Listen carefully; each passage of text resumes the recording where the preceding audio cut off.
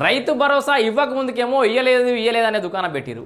ఇస్తున్నామని ప్రకటించినాక ఇది నాట్ల భరోసా కాదు, ఇది ఓట్ల భరోసా, ఎన్నికల భరోసా అని చెప్పేసి టైటిల్ పెట్టి అక్కడి నుంచి వార్తలు వేయడం అయితే మొదలుపెట్టిరు. సో ఇక్కడ చాలామంది ప్రతిపక్ష పార్టీ నాయకులకు బీఆర్ఎస్ కానీ బీజేపీ కానీ హూఎవర్ వాళ్ళందరికీ ఒకటే సూటి ప్రశ్న, మరి గతంలో బీఆర్ఎస్ అధికారంలో ఉన్నప్పుడు కేసీఆర్ బాబు హుజురాబాద్ ఎన్నికల ముందు మొదలుపెట్టినటువంటి దళిత బంధు ఎన్నికల బంధు కాదా?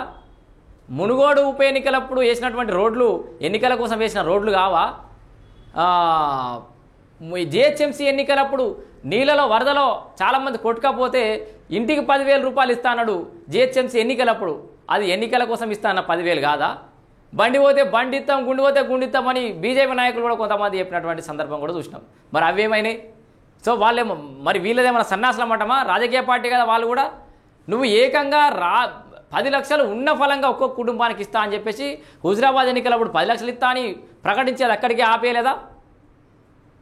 సో నువ్వు ఎన్నికల కోసం దళిత బంధు ఇవ్వచ్చు, ఎన్నికల కోసం మునుగోడులో కొత్త రోడ్లు వేయచ్చు, జిహెచ్ఎంసీ ఎన్నికల కోసం నువ్వు 10,000 రూపాయలు ప్రకటించవచ్చు. అవి ఎన్నికల కోసం చేసినవి కావా?